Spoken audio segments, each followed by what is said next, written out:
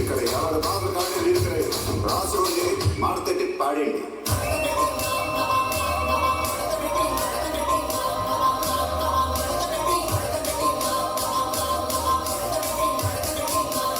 ఆ కుర్చీని మాట్లాడండి.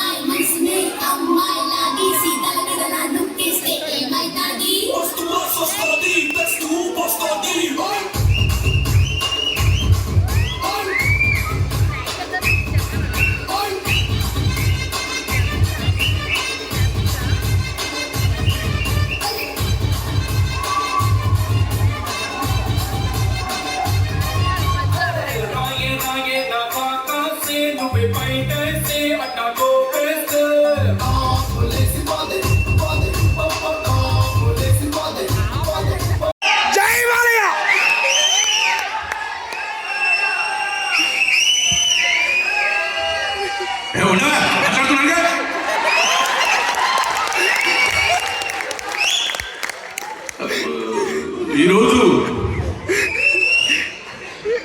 జపాన్ తెలుగు సమాఖ్య వారి స్వాగత సుమాంజలి ఈ సందర్భంగా నన్ను పిలిచినందుకు పేరు పేరున అందరికీ కూడా ప్రత్యేకంగా కృతజ్ఞత తెలియజేసుకుంటున్నాను. జపాన్లో ఉన్నటువంటి మాట్లాడుతున్నాడు కదా, ఒక నిమిషం ఆగండమ్మా, డిస్టర్బ్ చేయకు. అసలే నాకు మధ్యపరుపు, మధ్యలో డిస్టర్బ్ చేస్తే ఇంకా వేరే వేరేగా ఉంటుంది.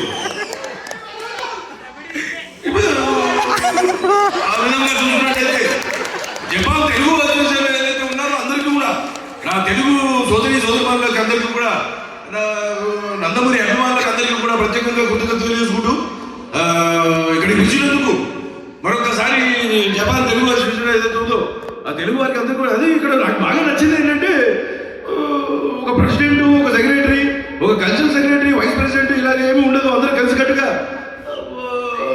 చేస్తుంటారు ఈ కార్యక్రమాలు అనేది నాకు బాగా నచ్చినటువంటి కాన్సెప్ట్. ఏదైనా చాలా సంతోషం.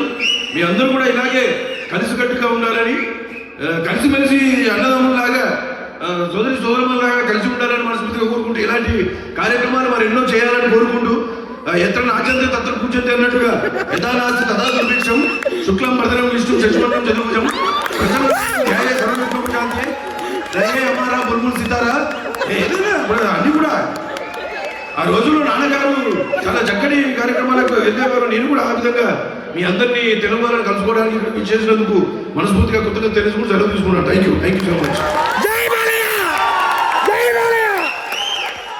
Thank you.